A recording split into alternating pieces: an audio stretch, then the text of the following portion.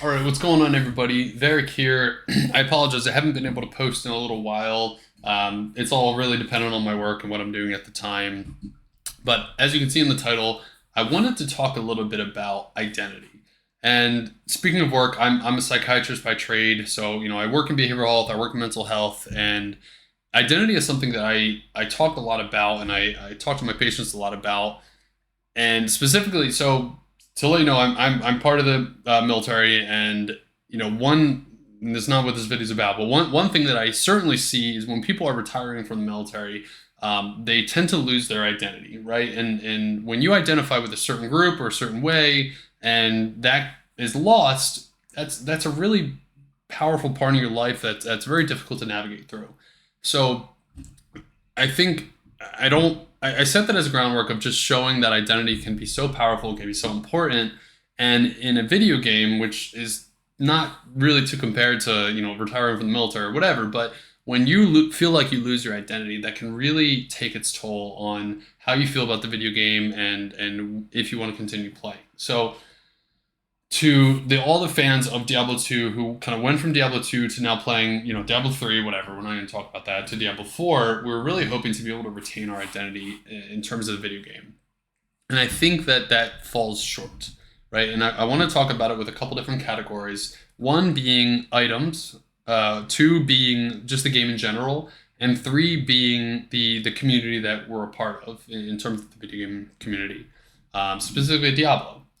Now, I also want to kind of set the disclaimer that yes, I understand I am biased towards Diablo 2. It's a game I've been playing for 20 plus years, and I've been playing Diablo 4 for a couple weeks, right? I mean, you see I'm only level 55, so I've been able to experience the game and create my opinion on it. But yes, I realize I can go higher. I haven't played that long. I have more identity to build around the game, but I'm going to just take this discussion and go with it. And I realize they do kind of set Diablo 2 as the standard, maybe unfairly at times. It's up for you to decide. So all that out of the way, I realize I'm a biased individual at this point, but I'm going to still talk about what I want to talk about. So first thing we'll talk about is the identity of items, right? And I think in an ARPG or a dungeon crawler, when you have an item drop, you want to feel really good about it. And I think that for these kind of video games, they're based around getting levels and getting gear, right? And I mean, you can say the same for like MMOs, but MMOs, you do kind of have that identity towards your character, towards the world. I get it, right? And you do have that in Diablo 4. So I don't want to say that Diablo 4 has no identity. I want to make some points in where I think it's lacking. So for items, right?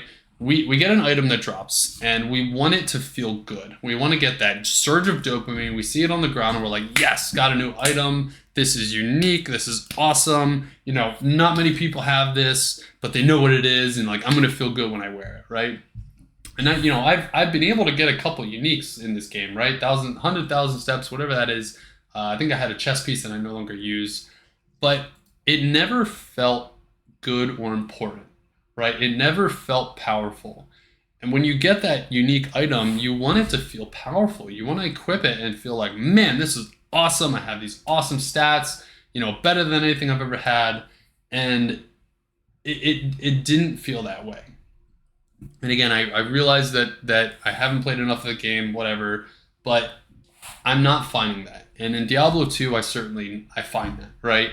And I think one of the biggest issues with this game is power spikes. And I think talking about big items that drop, I want to talk about power spikes. And you really don't see power spikes in this game. Given that linears you scale levels. Level scaling is a part of this game, right? And you never find that you're more powerful for an area. You never find that you're less powerful for an area because it's all scales. It all scales with level. Like let me show you a graph, and this is something that I've seen other people do. I think I saw Asmongold do it last, but I realize the fact that I'm not showing you any groundbreaking new ideas here. I'm just going to kind of reiterate what other people have said. But it seems like Diablo 4 is more of a linear progression, right? So as time goes on, you scale up, right? Or I would even go so far as to say, and this was said in Asmongold's video, is you kind of start to peter off, right? And I've seen other people mention that, like, as you get to the higher levels, you sort of start to go down a little bit more because your gear doesn't really keep up with the power level of the enemies you're fighting. So you almost find yourself starting to get worse. I don't know that. That's what some people, other people I've seen say. Regardless, what I prefer is power spikes, right? So in Diablo 2, you're going through the game, you're finding, you're doing this, whatever, and then you find a piece of gear and your power goes up, right? And then you go through the story, maybe it gets a little harder, and then you find another piece of gear, your power goes up, right? Or you get a new level, new item, whatever. Sorry, this is not really going in line with the graph, but you see what I mean. You have these power spikes, you have these new items you're getting, you're going to areas where you feel stronger, and that's more obvious in a game like Diablo 2. The assumption is that you go to a new act, you're going to be weaker, but as you get new items, new gear, new levels, new abilities, you're going to get stronger and you're going to feel stronger through that act. So by the end of the act, you're crushing it, right? You're doing really well. Or like the end of the difficulty, normal, nightmare, hell, you feel really strong.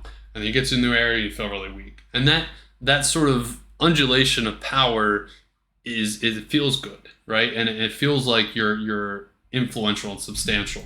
Whereas in a game like Diablo 4, where everything just scales, you don't really feel as good. And that it just feels monotonous, right? You're the same thing every time. And again, I'm sorry, I'm using generalized terms. I realize there's differences, but it doesn't feel the same. It feels different. Going in line with items, right? I don't like the fact that you can enchant. I think it's great. I think it's cool. It's a way to really refine your character, and everything that drops on the ground could potentially be awesome because you can just enchant it or add imprinting to it or aspects to it, whatever.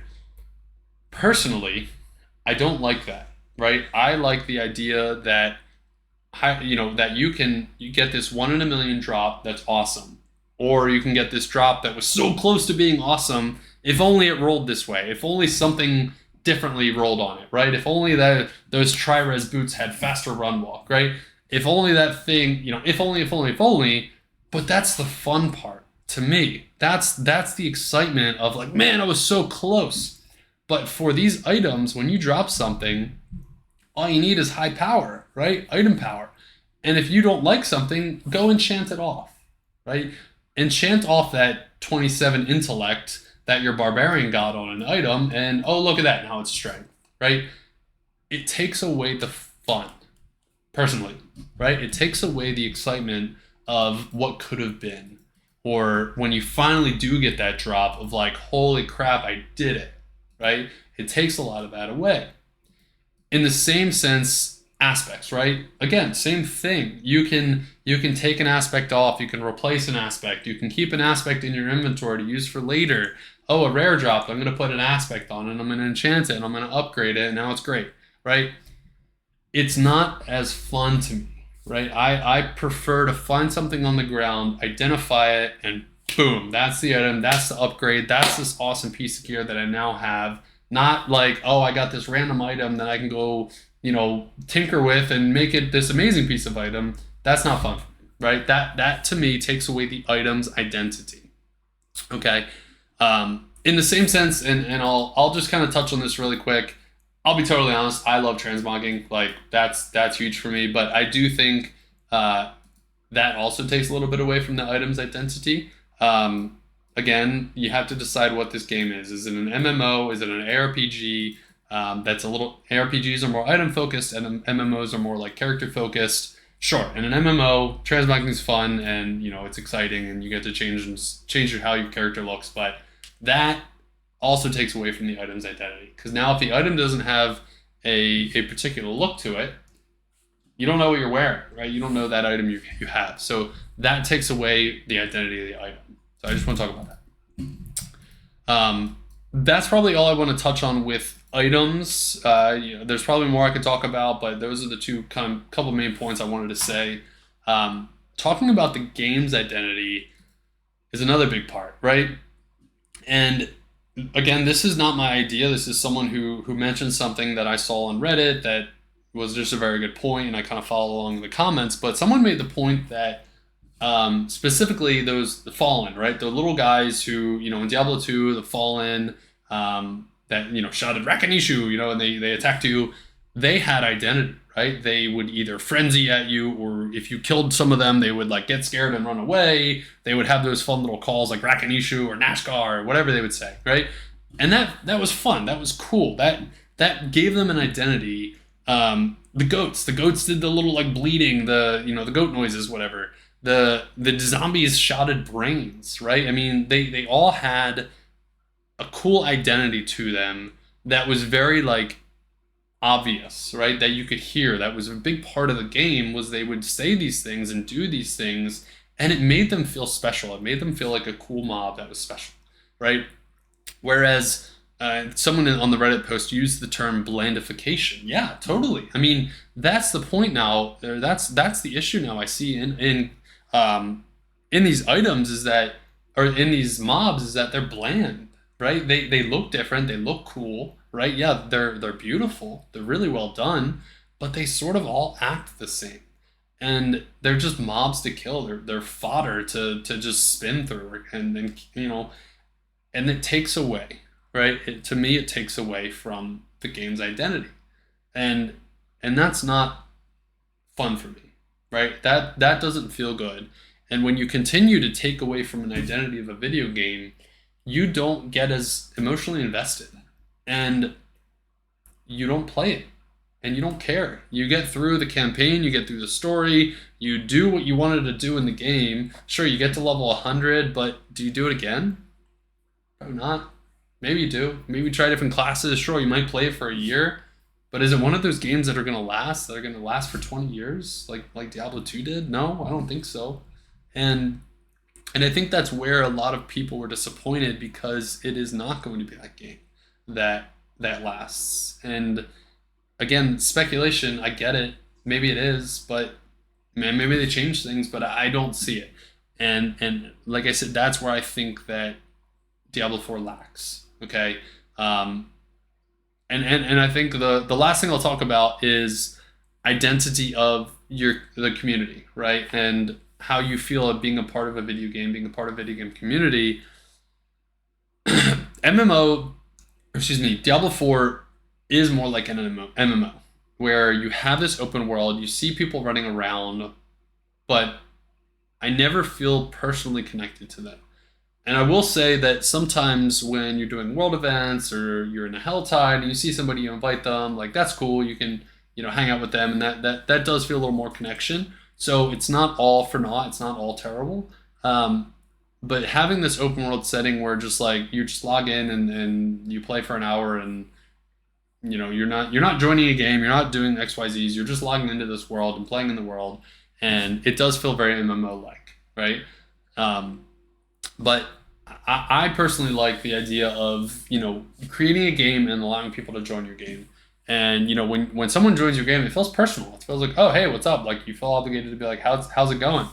But even when I talk in the game, like I'm talking locally, I'm talking in like a general chat. I don't even think there's a /say, right? Like I've never been able to just like have someone come next to me and be like, what's up, and have them respond, right? Usually I have to invite them. It's all very like channel based. You're talking to local. So I don't know. I don't get the feeling that I'm being connected to other players behind their keyboards, right? Who other people in the real world who are also playing the video game that I am. And that again is where I think that's lost, right? So I don't know if any of this makes sense. I hope I hope you're understanding what I'm saying here, and you may agree with me, you may disagree with me, but for someone who has been playing Diablo 2 for a really, really long time, and really gave Diablo 4 a chance. Again, I know I'm only 55. I know I have 45 more levels. I'm like halfway there.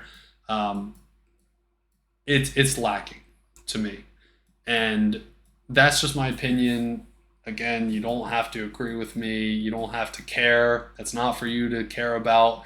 If you don't want to care about what I'm saying, that's totally fine. But if you're tracking, if you're agreeing, if you have any feelings as well, feel free to let me know about them. Feel free to throw in the comments.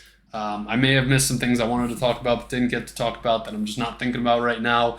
But if you're wondering what my biggest concerns are with the game, it is just a lack of identity, in multifaceted lack of identity. It falls short in a lot of different ways, where I think a video game like this, an ARPG, a dungeon crawler, needed to do a lot better on. And hopefully they can change things. Hopefully they can give this game a little more identity than it has right now. We'll see. We'll see what happens. We'll see what season one brings, because I know that's coming up soon. I'll probably play season one, right? Like, I got a comment on someone in one of my previous videos about Diablo 4, like, oh, well, you're a simpleton, you didn't give it a chance, right? And I am giving it a chance, right? I'm still playing. I'm not done. Okay, I'm still trying. I'm still forming my opinion. What you're getting is my opinion at the current time. That opinion can change. But I'm going to keep giving it a chance. Most of my time will probably still be invested into Project Diablo 2, just because I love the game.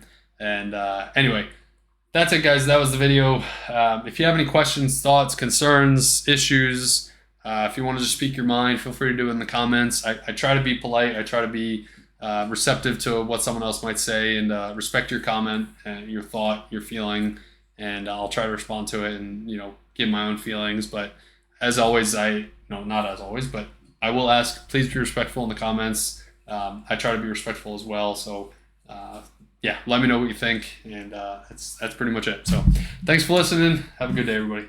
Later.